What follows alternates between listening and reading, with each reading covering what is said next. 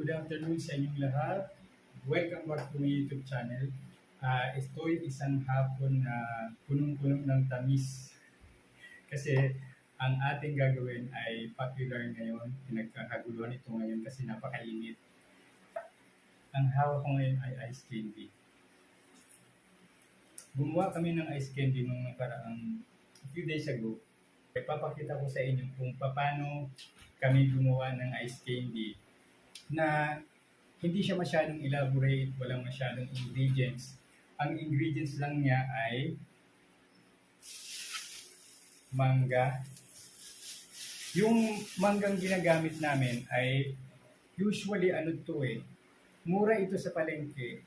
40 pesos lang ang kilo nito kasi ito yung pang-shake. Pag hindi kasi pang-shake ang gagamitin natin na mangga, mag-a-add tayo ng sugar or more sugar kasi hahabulin natin yung medyo maasim kasi pag yung manggang gagamitin natin ay yung kinakain natin. Pero pag ang i-specify natin doon sa tindahan ng mangga na pang-shake, matamis na kasi ang so sweet na siya. It's either na kunti na lang ang ilalagay natin asukal. So, pero bago ang lahat, para sa mga viewers ko, huwag niyong kakalimutan mag-subscribe, mag-like, mag-iwan ng comment, at i-share ang episode na ito. So, balikan ko uli yung gagamitin natin sa paggawa ng ice candy. Mangga. 1 kilo ang binili ko, pero para ma-attain natin yung matigas yung ice candy pero lasang-lasa mo yung mangga. Nagpadagdag ako ng 2. So, imbes na 40 pesos lang, naging 55 siya. Ito mangga. Hanggat maaari, pang shake. Isang malaking gatas ng Alaska. Ito, optional ito. Juice. Optional ito para ma-attain yung flavor ng mangga talaga. Pero, dati kami hindi namin ito linalagay. Yung plastic ng ice candy, blender, malinis na planggana, ito yung sukatan, funnel, and then yung ito. Nasa lahat, babalatan natin. Babalatan natin yung mangga. Kayurin ko na itong laman nito dahil aanuhin na natin sa blender. Pag ano na natin sa blender, may isasala pa rin kasi hindi maganda na may, alam niyo yung mangga, ang daming di ba? Ang daming fibers na dapat nasasala yan eh.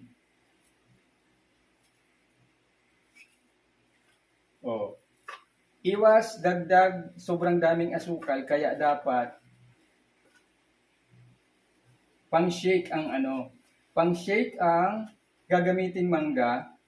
At bukod sa sobrang hinog ang ginagamit dapat, mas mura ang pang-shake. Ito na yung kinalabasan. Ito na yung kinalabasan.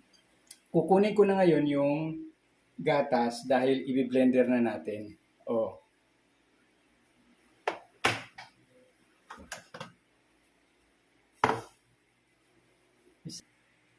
Ito ang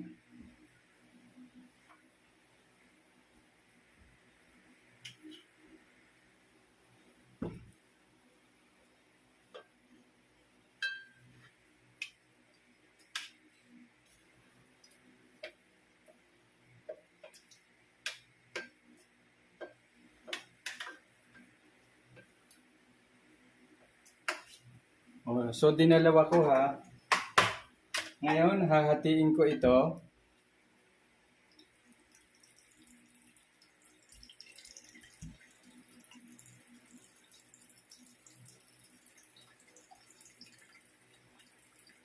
Yan, sa blend.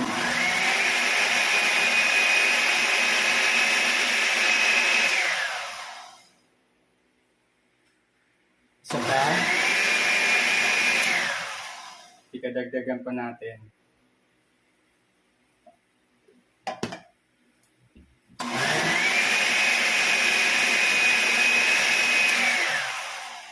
Natunaw na kaya? Mangangailangan tayo ng strainer para masala yung... Tika, isama pa natin. Para masala yung fibers ng mangga. So,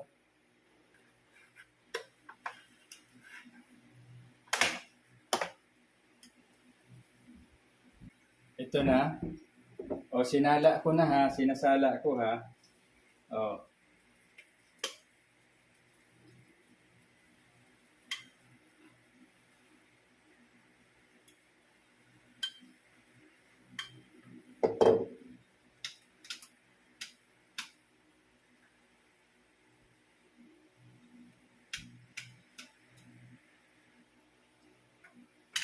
Okay, second round.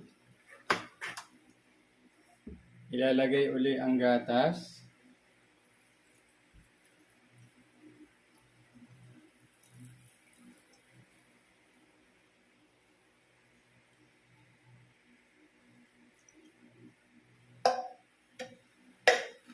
I-blend uli.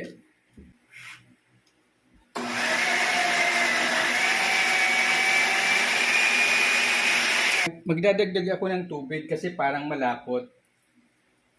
Sa nabili kong mangga, medyo swerte ako kasi mukhang hindi siya, yung manggang nabili ko, mukhang hindi siya mabuhok. Kaya kung titingnan nyo yung screen, walang masyadong nasala.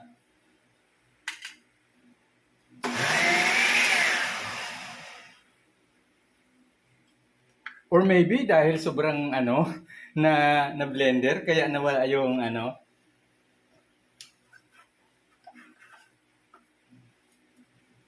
salain pa rin natin yung pangalawa.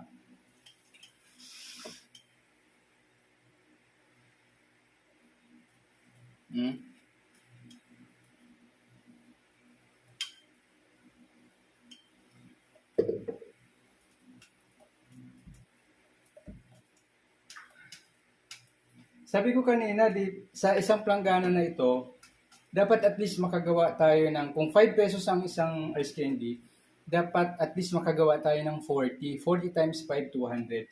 Kung makagawa tayo ng 50, well and good, maging 250. In which case, magkakaroon ng effect yung sinasabing tubong lugaw kasi siguro pareho lang or ang ginastos ko 100 plus, pwedeng 250 umabot kung lalagyan ko to ng mamaya ng dadagdagan ko ng asukal, kailangan maging, halimbawa, umabot ng 125, kailangan 250 ang kalabasan. Itong sobrang tubig na dinagdag ko, ibubuhos ko rito para mahugas yung mangga. Walang nasasayang dapat. Tapos pati dito sa pati dito sa takip. Ayan, 5 na.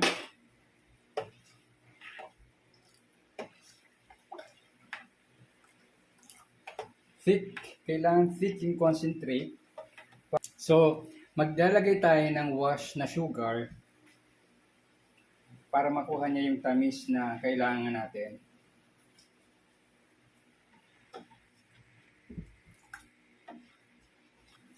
I think konti na lang and then babalutin na natin. So yun, ibinalik ko na dito sa lamesa yung ating gagawin ice candy. Magbabalot na tayo ngayon. Itong mahabang baso ang magiging sukatan ko. Yung height niya dito ibabase.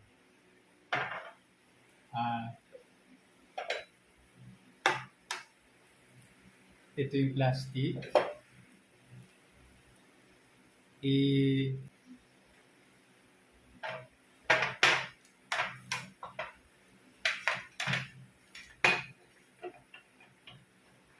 At ito.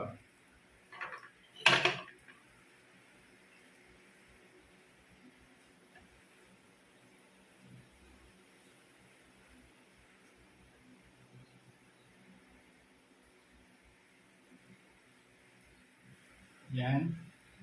O bali, may sukatan nga tayo pero ah, pinataasan ko ng konti. So yun ang magiging basis ha. May napanood ako sa YouTube na yung parang hindi kayo nahihirapang mag-ano. Yung knot tying na ginagawa niya. Hindi ko masyadong masundan eh. Ayan o. Yun. Oh. Nakaisa na tayo.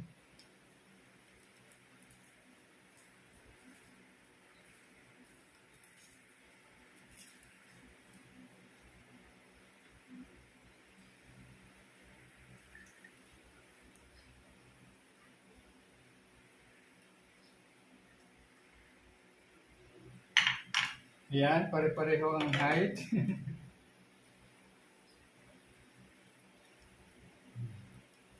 5 pesos. Sabi ng kaibigan ko, yung katrabaho ko dati, ang ice candy daw sa Manila ay 10 pesos. Yung kwan ko, basta madoble lang yung halimbawa 100 plus o 100, sakto na natin 100 ang dinastos mo. Mag 125 ang mag 250 ang kalabasan, 100 yung ginastos mo, 125 ang kita mo. Pwede na yun. So, tapos, yung may linalagyan kami dyan na lagayan ng kinikita. Na pag bibili ka ng mga raw materials like mango and yung gatas, doon mo na kukunin yun.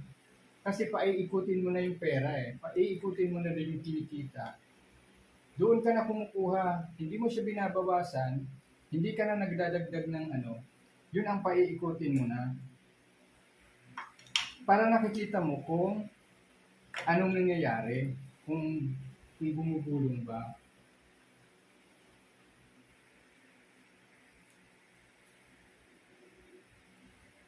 Kaya, nung isang araw, yung nabenta ko doon sa unang ginawa ko na 100 plus na eh. Kasi bago ako gumawa nito, 8 na lang ang natitira doon. Kailangan gumawa na kasi baka mamaya niya naubos na. Saan ka pa kukuha pag may bumili? So, yung nabentahan nun, doon ako kumuha ng ipinambili ng mangga. Nag-umpisa kaming gumawa ng ice candy kasi nag-open ng SSS, nag-umpisa maging member ng SSS yung misis ko, 2008. The same year din yata, March nagbukas, April 25 din namin nang binuksan, kami nag-ice candy noong 2008. That I have the book. May libro ako, may book ako noon eh. Siguro nag-umpisa the same year or a little the following year, 2009. So in short, halos 10 years din kami nag-ice candy bago pansamantalang itinigil.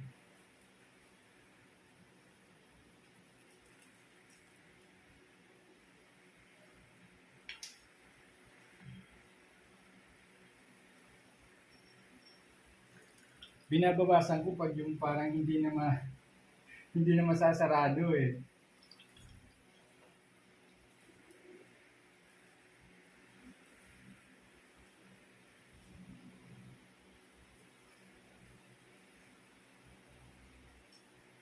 Tapos, ang nangyayari, ang paggagawa namin ng ice candy, all year round na yan, hindi lang summer.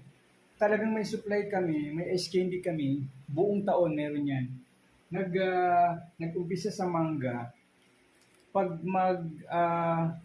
siyempre, after summer, nagiging madalang ang mangga. It's either nagiging madalang or nagiging mahal siya. So, nag-shift kami sa chocolate. Hindi ko alam kung may Choc-Week pa ngayon. Chocolate siya eh. Mura lang siya na hindi masyadong mabenta sa market dahil hindi masyadong advertised. Pero, perfect siya for choco ice candy. balikan ko nga sa ano maghanap ako kung meron pang ganun. And then, bukod sa chocolate, nag-ano din kami ng ice candy ng avocado at saka yung buko. Sa buko na excite kami dahil hangga't maaari gusto namin, ayaw naming haluan ng tubig. Gusto namin purong sabaw talaga ng nyug kasi parang ano siya eh. In a way, dahil lalagyan din namin ng gatas yun, therapeutic or medical pa rin siya doon sa may mga problema sa pag-ihi. Ang nahalo lang doon, yung gatas. Pero, halos purong ano pa rin siya dahil wala kaming dinadagdag na tubig sa buko. Medyo, kung mabilis naman kung mabenta naman siya, yung ice buko, yung ice candy buko na yun. Kahit hindi kasi malaki ang tubo sa kagaya ng mangga. Basta pag mabilis ang kita nun, okay na rin yun. Na halimbawa 100 ang ginastos mo, ang kalalabasan lang ay 180, 80 lang ang kinita mo, okay na yun. Kasi mabilis naman siya eh, mabilis namang maubos eh. Kaya mabilis ang turnover, kita pa rin.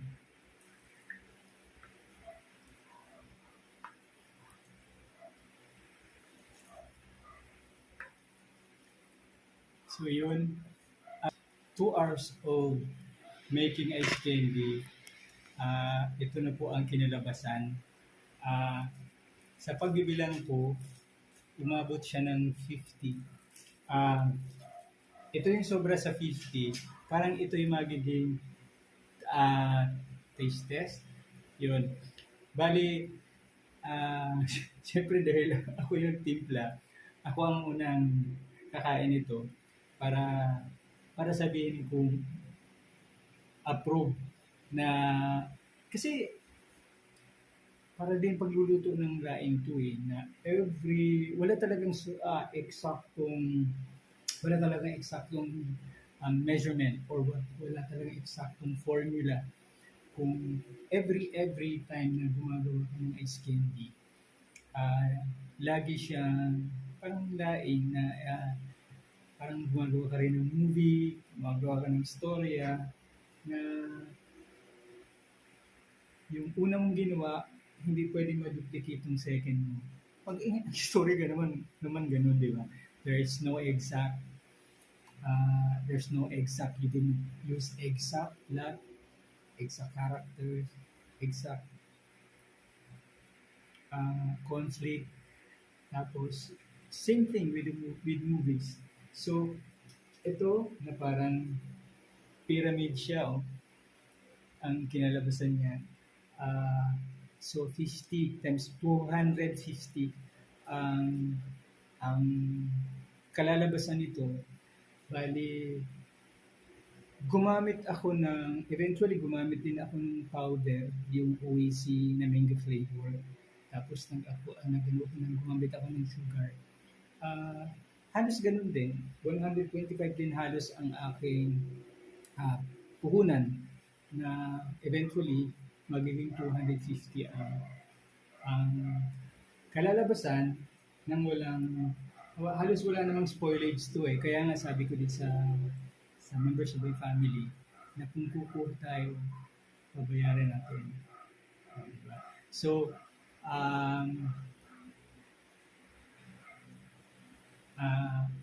yun, sana nagustuhan nyo yung ating presentation ngayon na paggawa ng ice candy. So, ito ang 50 ice candies. Ito ang aming lagayan ng kinita. Ayan. So, marami pong salamat sa inyong lahat, sa mga malapit dito sa amin, sa mga immediate neighbors ko. Spread the word by word of mouth.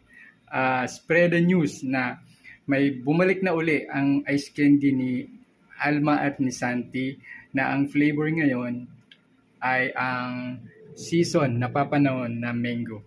So marami pong salamat sa inyong lahat. God bless at bye-bye.